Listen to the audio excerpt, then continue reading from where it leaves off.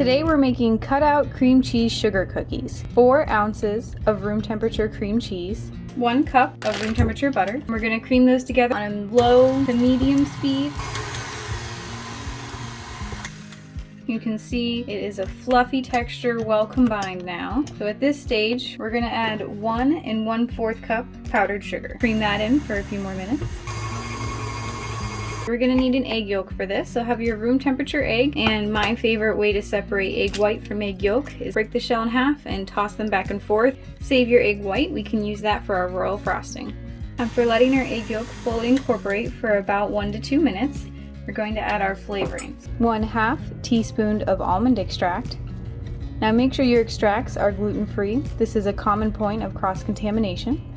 And 1/2 teaspoon of pure vanilla extract. To help bring out all those flavors, we're going to add 1/4 teaspoon of salt. Incorporate all this and pushing down the sides as needed. So now we're on the last step. 2.5 cups of Bob's Red Mill gluten-free 1-to-1 baking flour for this. As long as you start on a low enough speed, you actually should be able to just pour your flour right in and get to mixing. We mix this for probably 5 minutes to make sure it was well combined. We have our saran wrap here, and we're going to do a light coating of cornstarch. Okay, next we're going to take our dough and get it in the center here. Now we're going to sprinkle a little bit more cornstarch over the top of this. This will make it easier for us to get out later. Okay, now we're just going to wrap it up and let it chill in the fridge. At least 1 hour, probably 2 would make it easier to handle. We took about 1/3 of our dough after it chilled in the fridge for about an hour. Get some more cornstarch, and we're going to roll it out. I've got it on cornstarch parchment paper, but you can use whatever's available to you in your house. Keep it as even as possible so that everything will bake the same. I've got a little Valentine's Day cutter I'm using. We're going to bake them at 350 degrees for 10 to 13 minutes, depending on how thick you cut them. There we go. They should look like this. They've got a little bit of crackling from the fat on top. They are set on their edges. There's not really any browning. They kept their shape beautifully.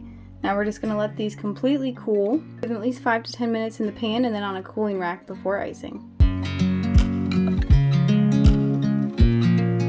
You want 300 grams or about 2.5 cups of powdered sugar, 2 room temperature egg whites, 1/2 teaspoon of lemon juice. You're going to use your whisk attachment on your stand mixer and mix your egg whites with the lemon juice just until it's a little foamy. Then you're going to add in a pinch of salt in your 300 grams of powdered sugar. Add in the powdered sugar slowly. Spoon it in while you whisk. When everything looks homogeneous or well mixed together and the same throughout, you're going to start to slowly increase that speed on your stand mixer. Maybe every minute or 2, go up another speed until you get up to a medium-high speed. You're going to want to maintain that speed about 5 to 7 minutes until your icing is shiny and has medium peaks. Then you're going to package that up, put it in different containers for how many colors of dye you want. Mix in your dye. Cover the container so it doesn't dry out while you frost your cookies. You're going to do a border first of whatever shape cookie you're doing. And then you're going to add a little bit of water. The most I added was about 1.5 teaspoons, but do it in bits. And you're going to flood each cookie after the border has dried and let that dry.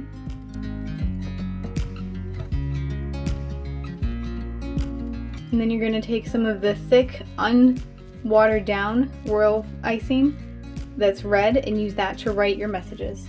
Let them dry and then you can enjoy.